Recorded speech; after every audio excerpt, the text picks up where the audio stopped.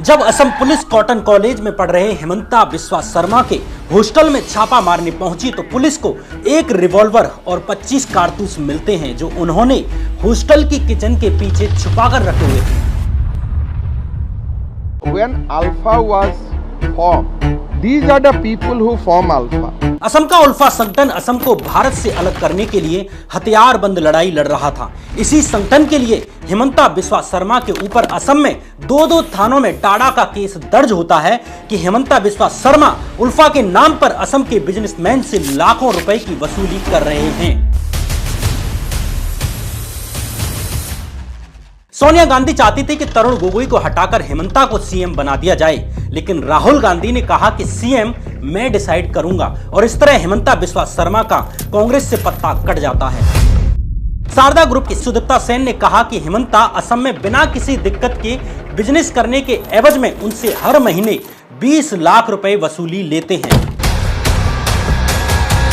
जो जमीन गरीब लोगों को दी गई थी वो जमीन कुछ ही महीनों के भीतर हेमंता की पत्नी रिनिकी भुइया शर्मा की कंपनी के नाम पर आ जाती है। हेमंता की पत्नी की मीडिया कंपनी को एक फूड प्रोसेसिंग प्लांट एस्टेब्लिश करने के लिए 10 करोड़ रुपए की सरकारी सब्सिडी दे दी जाती है। जिस फ्लाईओवर का उद्घाटन खुद हेमंता बिस्वा शर्मा कर चुके थे, उसके उद्घाटन कार्यक्रम का टेंडर 5 महीने बाद निकाला जाता है और टेंडर का पैसा हेमंता की ससुराल पक्ष के एक करीबी बिजनेसमैन की कंपनी को दे दिया जाता है। असम के आतंकवादी संगठन उल्फा ने साल 2016 में दावा किया कि हेमंता बिस्वा शर्मा उल्फा के मेंबर्स का यूज करके पॉलिटिकल मर्डर्स करते थे और जिन लोगों को उन्होंने मर्डर किया उनमें कांग्रेस नेता मानवेंद्र शर्मा भी शामिल थे।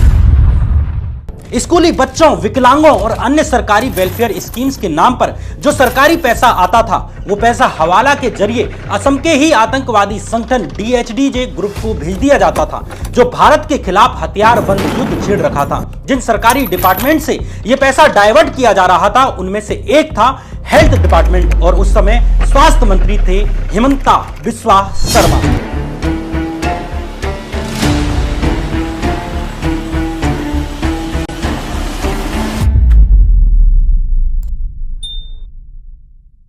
नमस्कार, मैं श्याम मीरा सिंह। 1 फरवरी 1969 को असम के जोरहाट में एक हाईली एजुकेटेड ब्राह्मण परिवार में एक लड़के का जन्म होता है।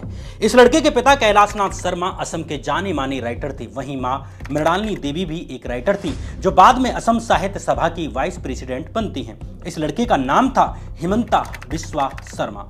हेमंता का परिवार असम का मूल निवासी नहीं था। इनके पूर्वज सदियों पहले उत्तर प्रदेश के कन्नौज से असम आए थे।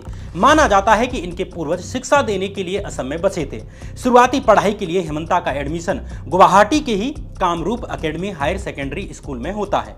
यहीं 6th क्लास की पढ़ाई के दौरान ही Hemanta all Assam students union यानी आसू के साथ जुड़ जाते हैं।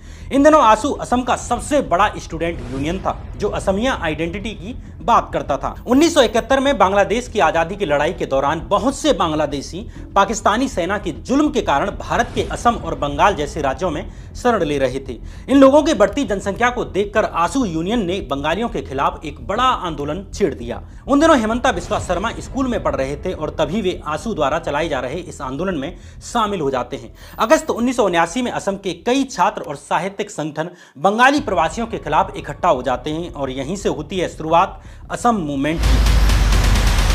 इंदिरा गांधी के दोबारा सत्ता में आने के बाद साल 1981 आते आते कांग्रेस सरकार ने आसू पर क्रैकडाउन करना शुरू कर दिया। उन दिनों हेमंता हर शाम आसू की प्रेस रिलीज और अन्य मटेरियल लोगों के बीच में बांटने का काम करते थे। इसी दौरान हेमंता बिस्वा शर्मा आसू चीफ और असम मूवमेंट के फेस प्रफुल्ल कुमार महंत और उनके ही सहयोगी भृगु कुमार फुकन के कांटेक्ट में आते हैं और उनके इंपोर्टेंट काम करना शुरू कर देते हैं। इस तरह असम नेशनलिज्म के ये दोनों फेस हेमंता के शुरुआती मेंटर बन जाते हैं। साल 1985 में कांग्रेस गवर्नमेंट और आसू संगठन के बीच समझौता हो जाता है जिसे असम एकॉर्ड भी कहा जाता है। इस समझौते के साथ ही आसू का जो असम मूवमेंट था वो खत्म हो जाता है। इस वक्त तक हेमंता बिस्वा शर्मा भी स्कूल से पास आउट होकर गुवाहाटी के ही कॉटन कॉलेज में एडमिशन ले लेते हैं। यहां हेमंता 3 बार असम कॉलेज की स्टूडेंट यूनियन के जनरल सेक्रेटरी बनते हैं और इसी दौरान असम में United liberation front of Assam यानी उल्फा नाम के एक मिलिटेंट ऑर्गेनाइजेशन की शुरुआत होती है, जो असम के लोगों के लिए एक अलग देश बनाने की मांग करता है।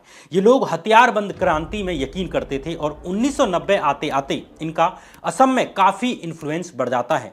साल 1990 में भारत सरकार ने उल्फा को एक टेररिस्ट ऑर्गेनाइजेशन घोषित करते हुए इस पर बैन लगा दिया। अब आप सोच रहे होंगे कि हेमंता की कहानी में यह आतंकवादी संगठन उल्फा की बात कहां से आ गई, जो भारत को तोड़ने की बात करता था और अलग से असम देश बनाने की बात करता था। दरअसल साल 1991 में, यानी जब हेमंता बिस्वा शर्मा कॉटन कॉलेज में स्टूडेंट पॉलिटिक्स कर रहे थे, तभी उन पर आरोप लगते हैं कि वे आतंकवादी संगठन उल्फा के लिए शहर के बिजनेसमैन से लाखों रुपए की वसूली कर रहे हैं। इस तरह 1 जनवरी 1991 के दिन हेमंता के खिलाफ गुवाहाटी के पान बाजार पुलिस स्टेशन में terrorist and disruptive activities prevention act यानी कि टाडा का केस दर्ज हो जाता है। हेमंता पर यह भी आरोप लगता है कि जब पुलिस उनके कॉलेज के हॉस्टल की तलाशी लेने के लिए गई तो उसे वहां पर एक रिवॉल्वर और 25 कारतूस मिलते हैं, जो उन्होंने एक किचन के पीछे छुपाकर रखे हुए थे। इसके लिए उन पर आर्म्स एक्ट की धाराएं भी लगती हैं। 28 मार्च 1991 के दिन हेमंता पर दोबारा से चांदमारी पुलिस स्टेशन में टाडा का केस दर्ज किया जाता है। इस बार हेमंता पर आरोप लगा कि वो मारपीट और जान से मारने की धमकी देकर ग्रेटर गुवाहाटी के कुछ बिजनेसमैन और कुछ सरकारी ऑफिसर से भी पैसे वसूल रहे हैं उल्फा के नाम पर। इस बार असम पुलिस ने हेमंता को अरेस्ट कर लिया और 15 दिन पुलिस कस्टडी में रखा। दरअसल असम मूवमेंट के बाद आंसू के कई मेंबर्स उल्फा में जाकर मिल जाते हैं और कई लोगों का दावा है कि इसी दौरान हेमंता बिस्वा शर्मा भी उल्फा की ग्राउंड एक्टिविटीज में इन्वॉल्व हो गए और उन पर केस दर्ज हुए। शुरुआती जांच में हेमंता बिस्वा शर्मा द्वारा उल्फा के नाम पर डरा धमकाकर और मारपीट करके 90 लाख रुपए से भी अधिक वसूली करने की बात सामने आई। हालांकि कुछ दिन बाद ही हेमंता बिस्वा जमानत पर जेल से बाहर आ जाते हैं। जब हेमंता बिस्वा शर्मा इन टाडा केसेज में फंसे हुए थे, उसी समय फरवरी 1991 में ही पॉपुलर कांग्रेस लीडर मानवेंद्र शर्मा की दिन दहाड़े हत्या कर दी जाती है। मानवेंद्र शर्मा के मर्डर में भी हेमंता बिस्वा शर्मा का नाम सामने आया। असम के पूर्व चीफ मिनिस्टर प्रफुल्ल कुमार महंत ने साल 2019 में दावा किया कि हेमंता ने उल्फा के साथ मिलकर मानवेंद्र शर्मा का मर्डर किया था और इसी कारण उन्हें आंसू से बाहर निकाला गया था। उल्फा के फैक्शन यानी उल्फा आई ने भी 2016 में दावा किया कि हेमंता बिस्वा शर्मा उल्फा के मेंबर्स का यूज करके पॉलिटिकल मर्डर्स करते थे और जिन लोगों को उन्होंने मर्डर किया उनमें मानवेंद्र शर्मा भी शामिल थे। इस तरह साल 1991 में हेमंता 2 टाडा केसेज और 1 पॉलिटिकल मर्डर केस में फंस चुके थे। इसलिए हेमंता ने छात्र संघ छोड़कर असम के चीफ मिनिस्टर हितेश्वर सेकिया की शरण ले ली। इस तरह साल 1993 में हेमंता आंसू छोड़कर कांग्रेस में शामिल हो जाते हैं, जबकि आंसू कांग्रेस पार्टी की घोर विरोधी थी, लेकिन खुद पर चल रहे कई केसेज के कारण हेमंता ने कांग्रेस का ही चोला पहन लिया। असम के चीफ मिनिस्टर हितेश्वर सेकिया भी हेमंता के ग्राउंड नेटवर्क और लॉयल कैडर बेस से काफी प्रभावित थे और उन्होंने उन्हें नर्चर करना शुरू कर दिया। इसलिए हेमंता बिस्वा शर्मा हितेश्वर सेकिया को अपना पॉलिटिकल गुरु भी मानते हैं। इंटरेस्टिंगली साल 1996 आते आते हेमंता से जुड़े टाडा के दोनों ही मामलों के रिकॉर्ड्स चांदमारी और पान बाजार पुलिस स्टेशनों से रहस्यमयी तरीके से गायब हो जाते हैं। यहां तक कि इस केस की केस डायरी भी पुलिस स्टेशन से गायब हो जाती है। इस तरह हेमंता से जुड़े टाडा के इन दोनों मामलों की जांच ठप हो जाती है। गुवाहाटी कोर्ट ने भी इस मामले में उतनी सक्रियता नहीं दिखाई। कमाल की बात यह रही कि हेमंता बिस्वा शर्मा पर कोर्ट को प्रभावित करने के भी एलिगेशंस लगे।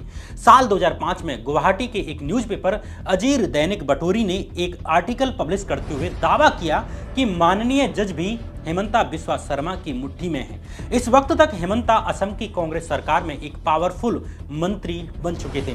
इस आर्टिकल में कहा गया कि टाडा केसेस से रिलेटेड एक इंपोर्टेंट पीआईएल पर सुनवाई करने वाली बेंच में शामिल जस्टिस पीजी अग्रवाल की बेटी और दामाद की कंपनी को सरकार ने सस्ती कीमत पर 20 बीघा जमीन दी है। इस कंपनी में जस्टिस अग्रवाल के भी 18,000 शेयर्स थे, जिनकी 1.80 लाख रुपए की कीमत थी। कंपनी को यह जमीन उस समय दी गई जब जस्टिस पीजी अग्रवाल हेमंता से जुड़ी पीआईएल पर सुनवाई कर रहे थे और कमाल की बात यह रही कि इस पीआईएल को उन्होंने खारिज कर दिया। आगे साल 2010 में एक्टिविस्ट अखिल गोगोई ने इन दोनों टाडा केसेज की केस डायरीज ढूंढ निकालने का दावा किया, जिनमें हेमंता और उनके सहयोगियों के इकबालिया बयान भी शामिल थे।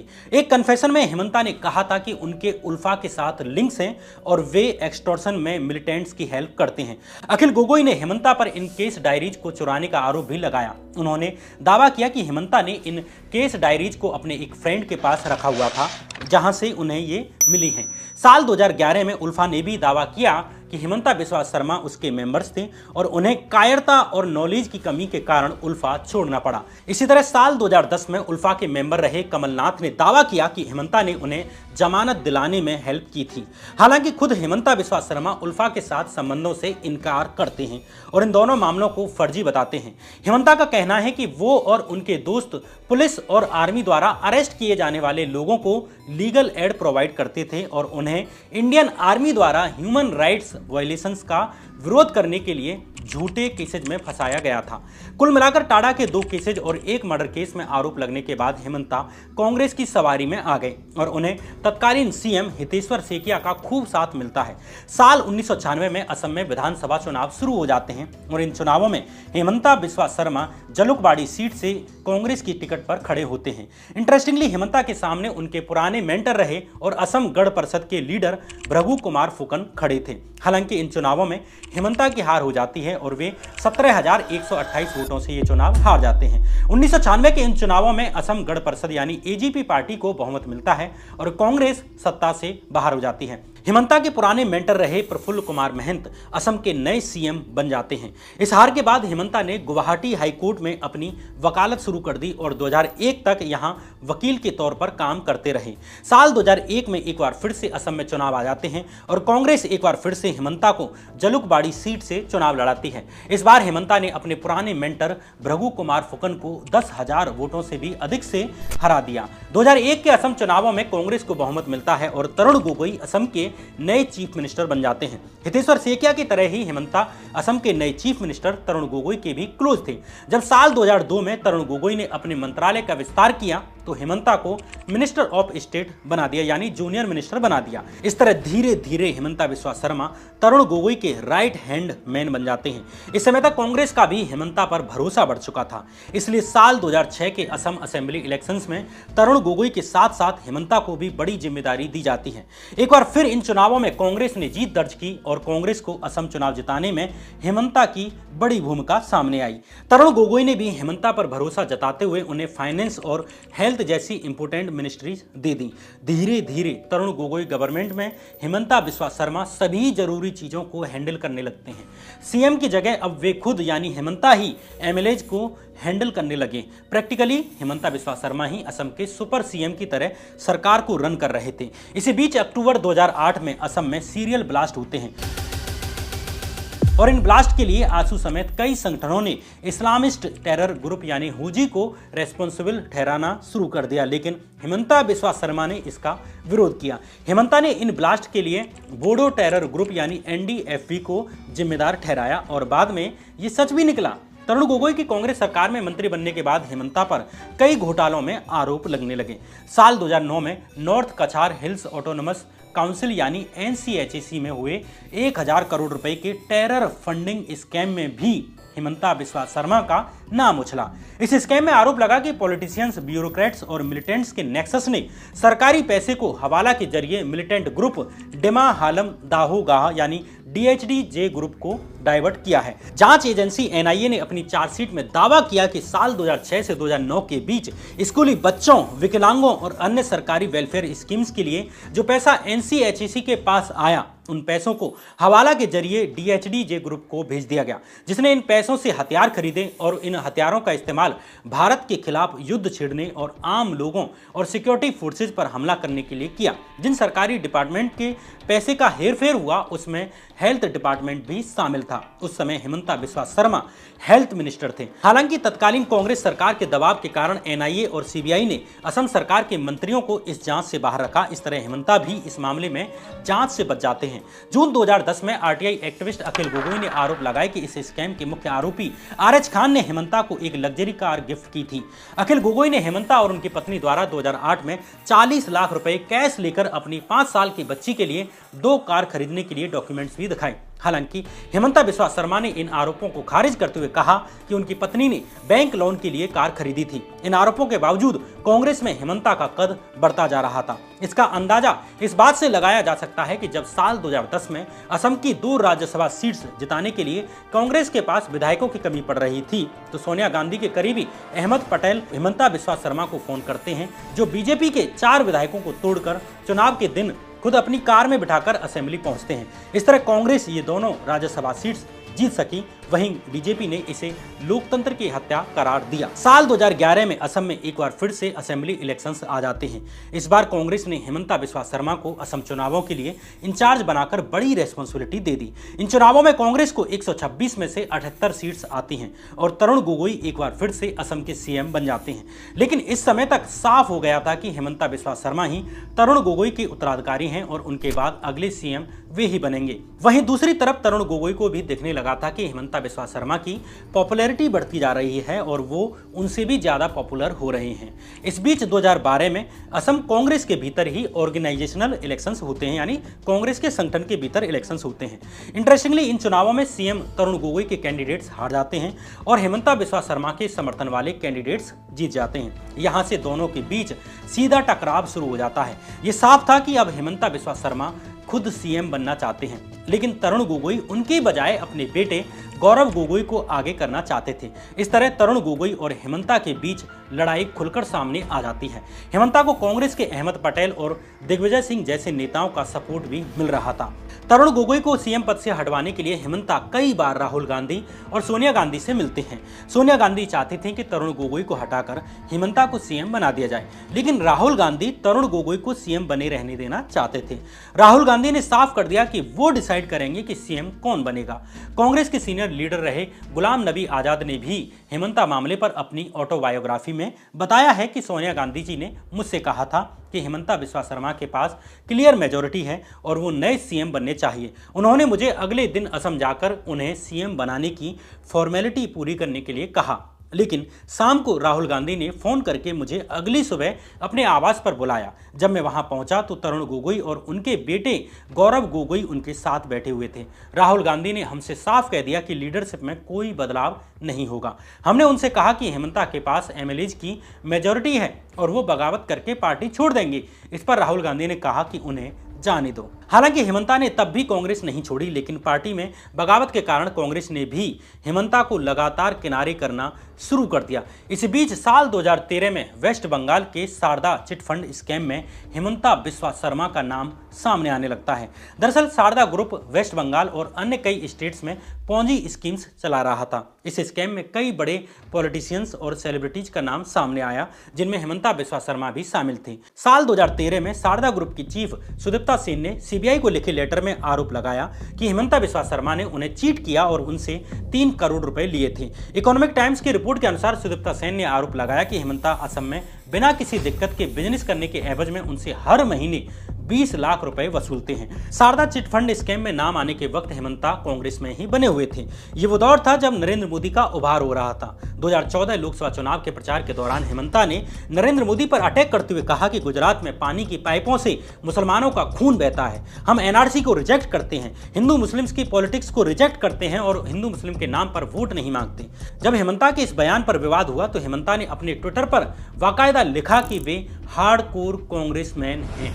हालांकि इन चुनावों में भाजपा की जीत हो जाती है और नरेंद्र मोदी देश के नए प्रधानमंत्री बन जाते हैं। नरेंद्र मोदी के केंद्र में आते ही अगस्त 2014 में सीबीआई ने हेमंता बिस्वा शर्मा के घर पर और उनकी पत्नी के न्यूज चैनल पर छापा मार दिया। हेमंता से घंटों पूछताछ की जाती है। इस छापे के बाद हेमंता बिस्वा शर्मा ने कहा कि वे तब तक इलेक्शन नहीं लड़ेंगे जब तक कि उनका नाम इस केस से क्लियर नहीं हो जाता। इधर हेमंता को कांग्रेस में पहले ही साइडलाइन कर दिया जा रहा था और दूसरी तरफ वे इस स्कैम में घिर गए। इन परिस्थितियों में हेमंता ने बीजेपी और आरएसएस के नेताओं जैसे राम माधव से संपर्क साधना शुरू कर दिया। 2015 आते आते हेमंता का बीजेपी में शामिल होना फाइनल हो जाता है। जुलाई 2015 में हेमंता भाजपा ज्वाइन करने के लिए दिल्ली पहुंचते हैं, लेकिन हेमंता के बीजेपी में आने से हर कोई खुश नहीं था। हेमंता के भाजपा ज्वाइन करने से ठीक पहले ही असम बीजेपी के लीडर सर्बानंद सोनोवाल और जूनियर होम मिनिस्टर किरण रिजिजू एक प्रेस कॉन्फ्रेंस करते हैं, जिनमें हेमंता पर लुई बर्जर घोटाले में शामिल होने का आरोप लगाते हैं। कंपनी ने अमेरिका की एक कोर्ट को बताया था कि उसने गोवा और असम में वाटर मैनेजमेंट कंसल्टेंसी प्रोजेक्ट्स पाने के लिए अधिकारियों और एक मिनिस्टर को करोड़ों रुपए की रिश्वत दी थी। तब हेमंता बिस्वा शर्मा गुवाहाटी डेवलपमेंट डिपार्टमेंट के मिनिस्टर इंचार्ज थे, इसलिए हेमंता बिस्वा शर्मा शक के घेरे में आ जाते हैं। सर्बानंद सोनोवाल और किरण रिजिजू ने लुई बर्जर स्कैम पर एक बुकलेट जारी करते हुए हेमंता बिस्वा को इस स्कैम का की सस्पेक्ट बताया था।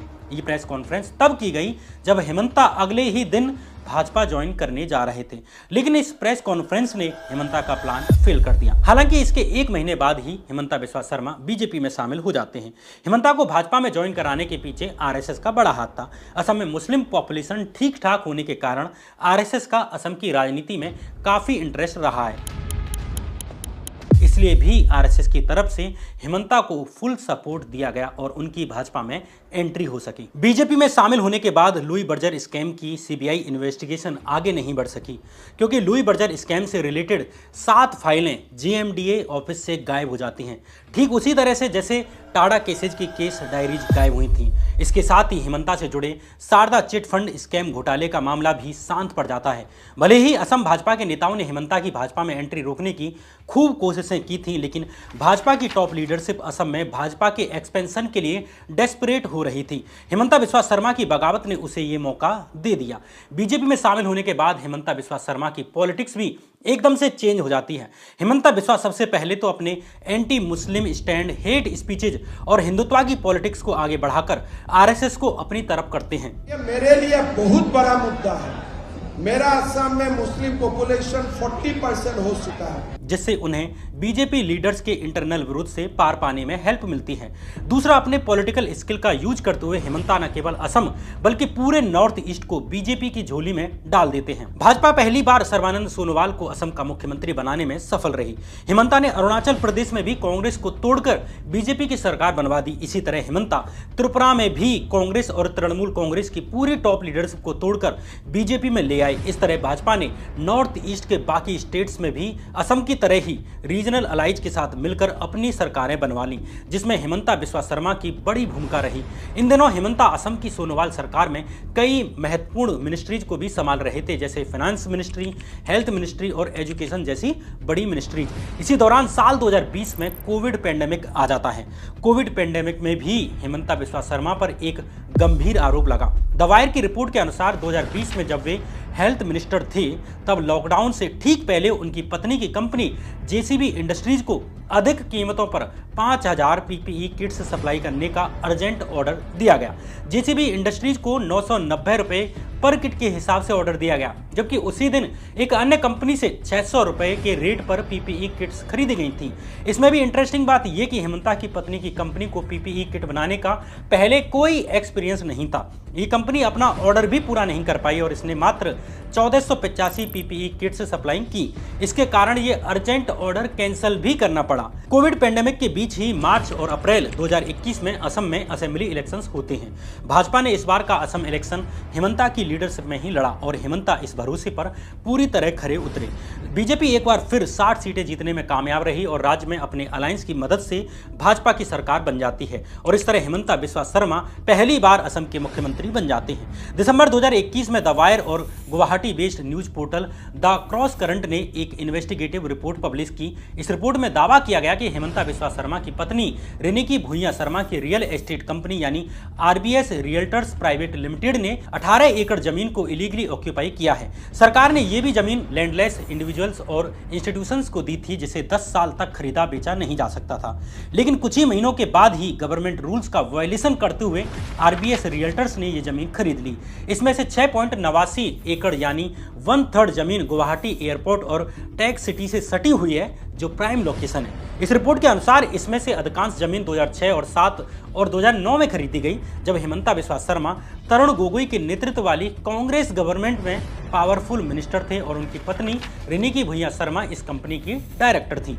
माना जाता है कि RBS realtors private limited company के नाम में जो आरबीएस है वो रिनिकी भुइयां शर्मा का शॉर्ट फॉर्म है। साल 2009 में रिनिकी भुइयां शर्मा ने कंपनी का डायरेक्टर पद छोड़ दिया।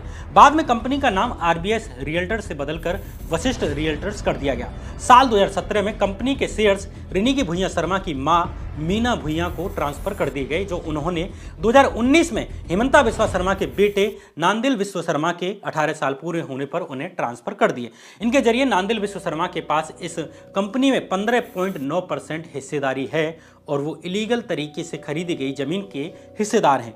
हालांकि कंपनी ने रिपोर्ट में लगाए गए सभी आरोपों को खारिज करते हुए कहा कि उसने कोई भी कानून तोड़े बिना ये जमीनें खरीदी हैं। ये हेमंता बिस्वा शर्मा और उनकी फैमिली पर लगा एकमात्र आरोप नहीं था। अप्रैल 2023 में द वायर और द क्रॉस करंट ने ही एक और रिपोर्ट पब्लिश की। इस रिपोर्ट के अनुसार हेमंता सरकार ने गुवाहाटी में एक फ्लाईओवर का इनॉग्रेशन करने के 5 महीने बाद अपने ही एक क्लोज आदमी की कंपनी को इसके इनॉग्रेशन का ही टेंडर जारी कर दिया।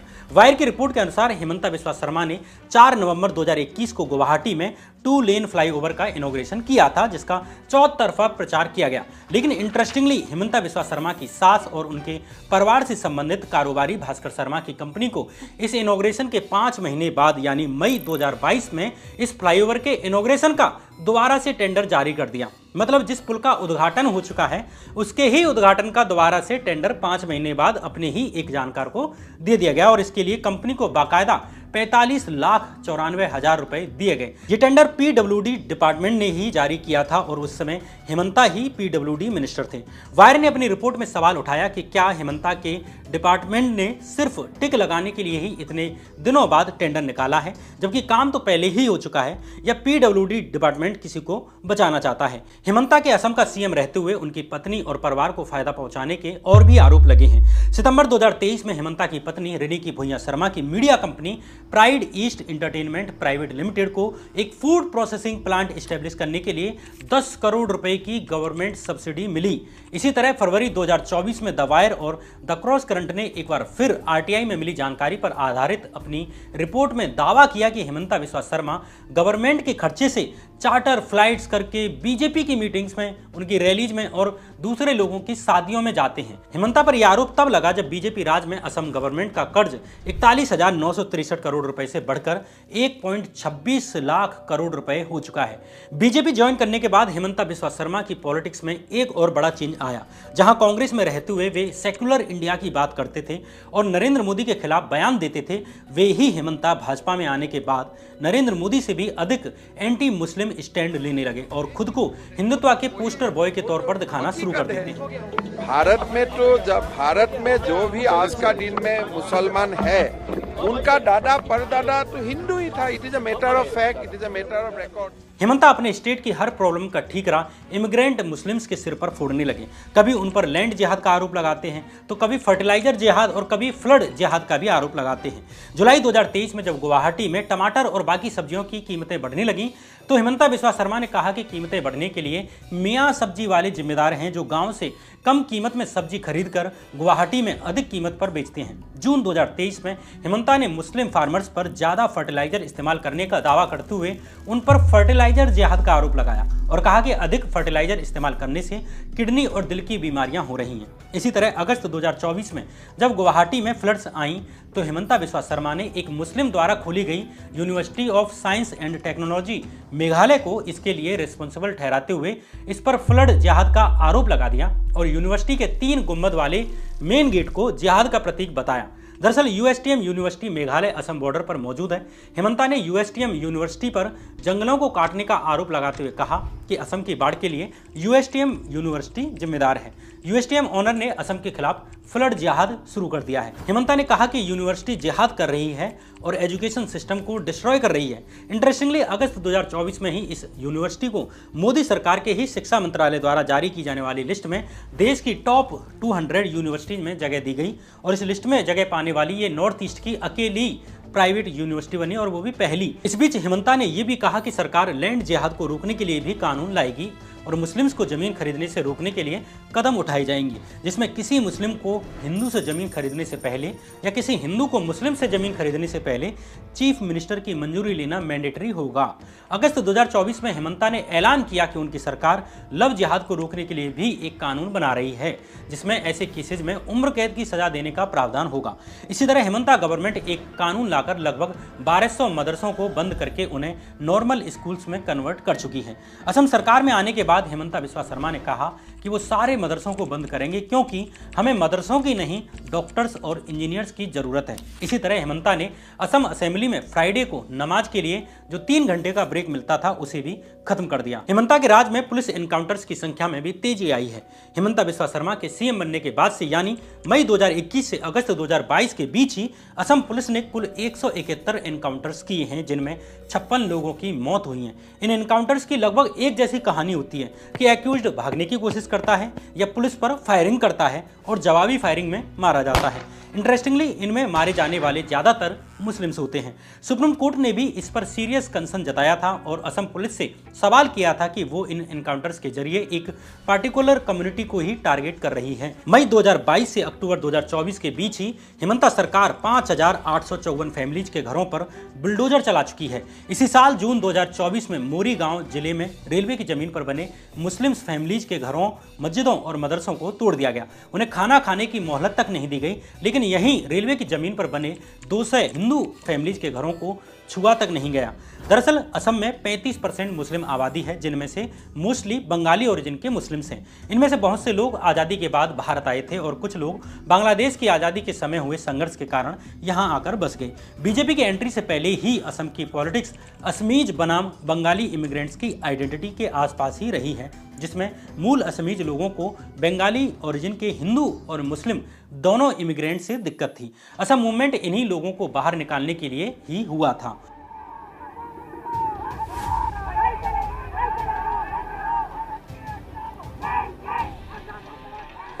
इस मूवमेंट के बाद असम अकॉर्ड हुआ, जिसमें 24 मार्च 1971 से पहले असम आने वाले बंगालियों को भारतीय नागरिकता दे दी गई और इसके बाद आने वाले इमिग्रेंट्स को इलीगल माना गया। बीजेपी और आरएसएस ने कभी इस समझौते को स्वीकार नहीं किया और यही कारण है कि हिमंता बिस्वा शर्मा लगातार इमिग्रेंट बंगाली मुस्लिम्स को असम की सारी प्रॉब्लम्स की जड़ें बताते हैं, उनका डर दिखाते हैं, उनके खिलाफ हेट स्पीचेस देते हैं ताकि बाकी 65% आबादी को पोलराइज कर सकें और अपनी साइड में ले सकें। इसका फायदा हिमंता और भाजपा को अपर असम में खूब मिला, जहां हिंदुओं की संख्या ज्यादा है।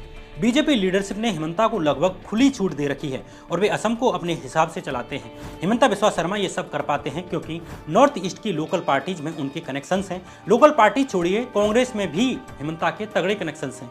2021 असम असेंबली इलेक्शंस के दौरान राहुल गांधी ने अपने खास सीनियर लीडर्स के साथ मिलकर जो स्ट्रेटजी बनाई और बातचीत की, उसकी ऑडियो उसी रात हिमंता बिस्वा शर्मा के पास पहुंच गई। गेस्ट हाउस में मौजूद एक लोकल कांग्रेसी लीडर ने ये सारी बातचीत रिकॉर्ड कर ली थी और हिमंता बिस्वा शर्मा तक पहुंचा दी थी। इसके अलावा हिमंता बिस्वा शर्मा की पत्नी रिनिकी भुइयां शर्मा की pride east entertainment private limited नाम की मीडिया कंपनी है, जिसके कई न्यूज चैनल, अखबार, न्यूज पोर्टल्स हैं। इसमें न्यूज लाइव नाम का एक चैनल भी है जो असम का सबसे ज्यादा देखे जाने वाला न्यूज चैनल है। इसके जरिए उनकी बात और एजेंडा नॉर्थ ईस्ट खासकर असम के एक एक व्यक्ति तक पहुंचती है। दूसरी तरफ हिमंता अपने स्टेट में बाकी मीडिया हाउसेज और जर्नलिस्ट पर कंट्रोल रखते हैं और उनके अगेंस्ट डैमेजिंग रिपोर्ट्स को रोका जाता है। 2021 में जब हिमंता बिस्वा शर्मा की पत्नी द्वारा एस्टेब्लिश्ड कंपनी के 18 एकड़ जमीन इलीगल तरीके से खरीदे जाने की खबर सामने आई तो असम के पूरे मेन स्ट्रीम मीडिया ने यह खबर कवर ही नहीं की। पत्रकारों ने ऑनलाइन समाचार पोर्टल न्यूज लॉन्ड्री को बताया कि सरकार ने डराकर उन्हें यह खबर कवर करने से रोका और इसे पब्लिश करने पर डेफेमेशन का केस फाइल करने की धमकी दी। एक पत्रकार ने यह भी कहा कि असम में 90% मीडिया असम सरकार के एडवर्टीजमेंट पर चलने वाली मीडिया है उसके पैसे पर डिपेंडेंट है, जिससे सरकार के लिए उन पर दबाव डालना बहुत आसान है और सरकार से कोई सवाल नहीं पूछा जाता। असम की राजनीति पर नजर रखने वाले लोग कहते हैं कि हिमंता की अपनी कोई आइडियोलॉजी नहीं है। बीजेपी में उनका मुकाबला योगी आदित्यनाथ जैसे लीडर से है। उन्हें पता है कि बीजेपी में यानी उनकी पार्टी में आगे कैसे बढ़ना है और उसके लिए क्या करना है। अभी देश भर में बीजेपी की रैलीज और रोड शोज के लिए पीएम नरेंद्र मोदी, अमित शाह और योगी आदित्यनाथ के बाद अगर सबसे अधिक किसी की डिमांड है तो वो हिमंता बिस्वा शर्मा की है। हिमंता बिस्वा शर्मा जब कांग्रेस में थे तब उन्होंने कहा था कि असम की पवित्र भूमि पर एक कट्टरपंथी पार्टी को पनपने नहीं दिया जा सकता, चाहे वो हिंदू हो या मुस्लिम हो। उन्होंने हिंदू मुस्लिम की पॉलिटिक्स और एनआरसी को रिजेक्ट किया था, लेकिन अब वे खुद ही हिंदू मुस्लिम के नाम पर वोट मांगते हैं। हिमंता बिस्वा शर्मा की आइडियोलॉजी पार्टी की जरूरत के हिसाब से बदलती रहती है। उन्होंने आंसू से अपनी पॉलिटिकल करियर की शुरुआत की थी, जो कि कांग्रेस के घोर खिलाफ थी, लेकिन जब टाडा और कांग्रेस लीडर के मर्डर केसेज में फंसे तो कांग्रेस में शामिल हो जाते हैं और आगे जब शारदा चिट फंड मामले में फंसते हैं और लुइस बर्जर स्कैम में फंसते हैं तो कांग्रेस छोड़कर उसके एकदम उलट यानी विरोधी पार्टी बीजेपी में शामिल हो जाते हैं। अब इनमें से असली हिमंता बिस्वा शर्मा कौन से हैं? आंसू वाला जो असमीज शोविनिज्म की बात करता था, या कांग्रेस वाला जो हिंदू मुस्लिम की कम्युनल पॉलिटिक्स को रिजेक्ट करता था, उसके अगेंस्ट लड़ता था, या बीजेपी वाला जिसका मुस्लिम्स को गाली दिए बिना खाना नहीं पचता? इसे लेकर आपका क्या मत है कमेंट बॉक्स में हमें बता दें। एक व्यक्तिगत अपील, अगर आप इस वीडियो को लाइक करेंगे, कमेंट करेंगे और सब्सक्राइब करेंगे तो हमारा मनोबल बढ़ता है। हिमंता बिस्वा शर्मा पर ऐसी वीडियो शायद ही इंटरनेट पर मौजूद हो। हम अपने छोटे से संसाधनों से ऐसी खबरें लाने की कोशिश करते हैं जिन्हें मेन स्ट्रीम मीडिया में कभी भी देखने को नहीं मिलता। इसलिए आपका एक एक शेयर इस चैनल को बढ़ाने में मदद करता है। मैंने अपना काम किया, अब आप भी इस वीडियो को शेयर करके अपना काम जरूर करें। नमस्कार।